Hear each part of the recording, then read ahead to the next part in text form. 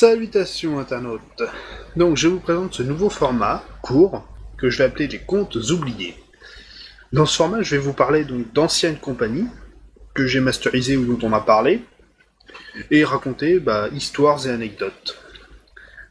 Il est arrivé parfois que les joueurs référencent leur ancienne partie, donc ce sera pour compléter un peu ce background de compagnie. Vous remarquerez que ma voix a peut-être un peu changé, j'ai changé la qualité de mon micro. Du moins pour le moment, je verrai après avec les autres comment ça va se goupiller tout ça.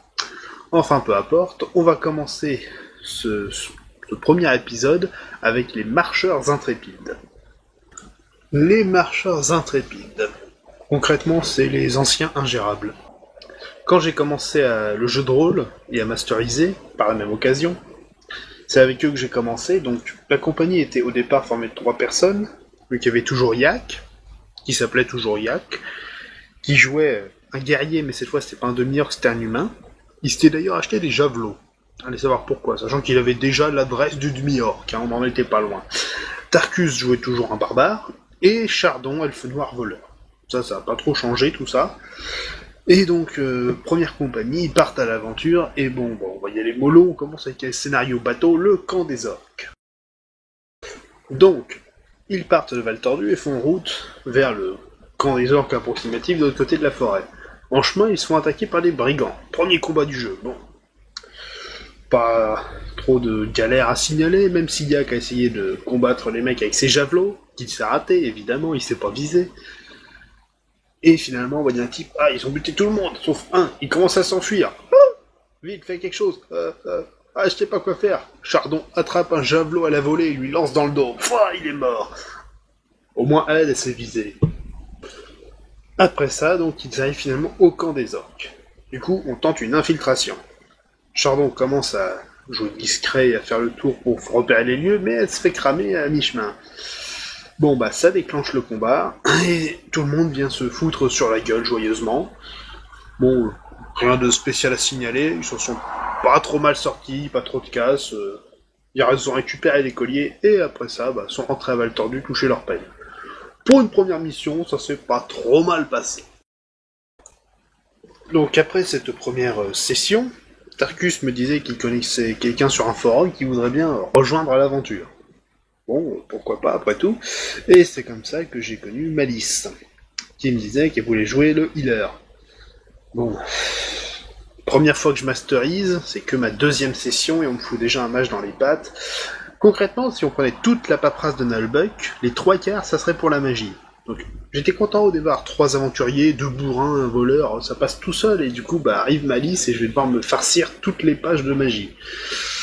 On fera avec. Malice rejoint donc le groupe à ce moment-là. Donc ce petit groupe avec un nouveau joueur s'apprête à faire une petite mission d'escorte, un peu comme les protecteurs de Binous de l'épisode 6.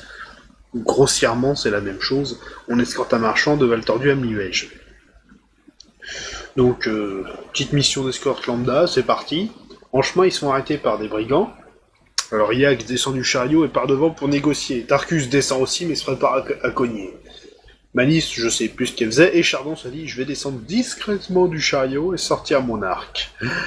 Échec critique, elle se prend les pieds dans sa cape, se vautre, se fait mal, et du coup déclenche le combat. Durant le combat, Malice aura fait un échec critique et balancé une gifle de Namzar sur Chardon. Ça leur a fait voler. Et toujours voulant jouer avec ses javelots et en faisant des foirages monumentaux, Yak se sera pris tellement de coups qu'il lui restait 2 PV, mais il aura réussi à s'échapper et à se planquer derrière le chariot en baignant dans son sang avant qu'on vienne le sauver. Il aura frôlé la mort pour la première fois à ce moment. Du coup, notre petit groupe arrive à Miluège. Et arrivé sur place, c'est un peu la merde. Il y a des zombies. Plein de zombies. Du coup, ils acceptent un boulot fait par les autorités locales. C'est comprendre d'où viennent les zombies et, dans la mesure du possible, faire en sorte que ça s'arrête. Donc, ils se sont dit, première étape, on va essayer de capturer un zombie. Du coup, ils se sont séparés en 2 groupes. D'un côté, il y avait Yak et Tarkus, et de l'autre, Malice et Chardon. Donc, ils se sont baladés en ville, et Yak et Tarkus sont tombés sur un zombie dans une ruelle. On va essayer de le choper. Yak part devant, il va aller frapper au cac. Il le rate. Tarkus débarque, coup assommant. Un zombie KO. Après quelques indices, enquêtes, etc., ils ont découvert qu'en réalité, c'était pas vraiment des zombies au sens mort-vivant. Il y a une marque de bière, parmi tant d'autres à Liège, qui fait que si on buvait une bière blonde et une brune, ou dans l'autre sens ça marche aussi, mais l'une après l'autre, de cette même marque, eh ben on était tellement dépendant à la bière qu'on devenait l'équivalent d'un zombie. Les mecs sont pas morts, hein, c'est juste des types complètement dépendants à la bière. Du coup, ils se sont procurés donc une bière blonde et brune de cette fameuse marque. Ils ont fait le mélange, à ce que si j'ai bonne mémoire, et Yak se baladait avec sa bière zombie un peu partout, en essayant de la faire boire à quelqu'un pour voir si ça marchait. Donc vous imaginez bien en ville un type qui se pointe avec ses javelots dans le dos et une bière à l'air comme ça. Eh, salut, tu veux boire un coup? Ouais, c'est tout à fait crédible et il est toujours aussi subtil d'ailleurs. Bref, ils sont allés jusqu'à l'entreprise elle-même. Yak a essayé de faire boire sa bière au garde, encore. Et finalement, c'est Malice sur une épreuve de charisme qui a réussi à lui faire regarder ailleurs pendant qu'il passait. Du coup, ils sont parvenus à rentrer, ils ont supprimé quelques autres gardes qui traînaient ici-là, et ils sont tombés sur le patron, qui, dans son discours de méchant, leur a fait comprendre qu'il cherchait à rendre les consommateurs dépendants à sa bière, mais que ça a un peu trop bien marché, et que du coup les mecs étaient devenus dépendants à la bière de manière générale, c'était des putains de zombies. Devant ce discours et la forme qu'il a pris, Malice avait dit « Mais il est encore plus taré que moi celui-là ! Je me jette sur lui et je lui mords la jambe !» Bon, ils l'ont tué, c'était un chef d'entreprise, c'était pas un combattant non plus, donc ça s'est vite réglé.